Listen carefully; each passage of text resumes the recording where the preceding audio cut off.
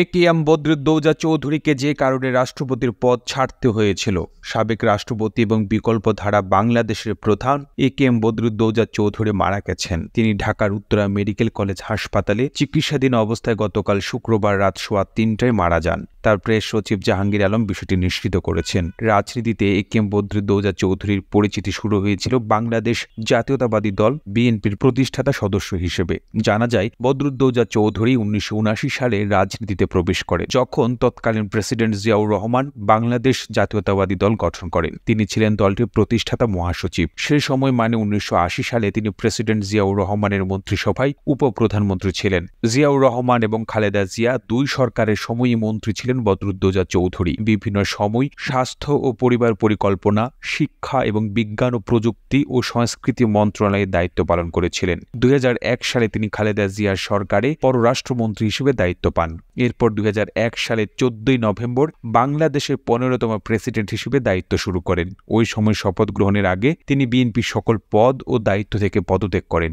বাংলাদেশের প্রেসিডেন্ট হবার পর এমন নাটকীয় পদত্যাগের ঘটনা আর ঘটতে দেখা যায়নি। 2002 সালের 21 জুন রাষ্ট্রপতি হিসেবে পদত্যাগ করেন বদরুদ্দৌজা চৌধুরী। সে সময় বিএনপি সংসদে তার বিরুদ্ধে অনাস্থা এনেছিল। তার আগে বিএনপি সংসদীয় দলের বৈঠকে অনেক সংসদ সদস্য রাষ্ট্রপতি বদরুদ্দৌজা চৌধুরী পদত্যাগ দাবি করেন, অন্যথায় তাকে ইমপিচ করার হুমকি দেন তারা।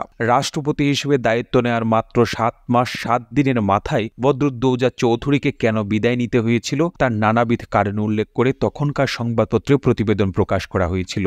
যেসব কারণের কথা ওইসব প্রতিবেদনে উল্লেখ করা হয়েছিল তার মধ্যে রয়েছে জিয়াউর রহমানের মৃত্যুবার্ষিকীতে তার সমাধিতে রাষ্ট্রপতি শ্রদ্ধা নিবেদন না করা, রাষ্ট্রপতির বাণীতে জিয়াউর রহমানকে স্বাধীনতার ঘোষক হিসেবে উল্লেখ না করা, বিরোধী নেত্রী শেখ হাসিনাকে মুন্সিগঞ্জে স্বাগত জানিয়ে রাষ্ট্রপতির ছেলে এবং সংসদ সদস্য মাহিবি চৌধুরীর তোরণ নির্মাণ, রাষ্ট্রপতির বিভিন্ন বক্তব্যে বাংলাদেশ জিন্দাবাদ ব্যবহার না করা, কারণ বাংলাদেশ জিন্দাবাদ বিষয়টি বিএনপি রাজনৈতিকভাবে ধারণ করে, ঢাকা বিশ্ববিদ্যালয়ের অধ্যাপক আফতাব আহমেদকে পাবলিক সার্ভিস কমিশনের চেয়ারম্যান হিসেবে নিয়োগ সংক্রান্ত ফাইল রাষ্ট্রপতি স্বাক্ষর না করা। অধ্যাপক আফতাব আহমেদের নাম প্রধানমন্ত্রী দপ্তর অনুমোদন করেছিল। রাষ্ট্রপতি সেই ফাইলে স্বাক্ষর না করায় পরবর্তীতে আফতাব আহমেদকে বাদ দিয়ে অধ্যাপক জিন্নাতুন্নেসা তাহমিদা বেগমকে পাবলিক সার্ভিস কমিশনের চেয়ারম্যান হিসেবে নিয়োগ করা হয়। রাষ্ট্রায়ত্ত টেলিভিশন বাংলাদেশ টেলিভিশনে রাষ্ট্রপতি বদরুদ্দৌজা চৌধুরী বেশি সময় কভারেজ পাচ্ছেন বলে অভিযোগ তোলেন বিএনপির কিছু নেতা। এ পর্যায়ে রাষ্ট্রপতির কভারেজ কমিয়ে দেওয়ার জন্য প্রধানমন্ত্রী দপ্তর থেকে বিটিভিকে বলা হয়েছিল,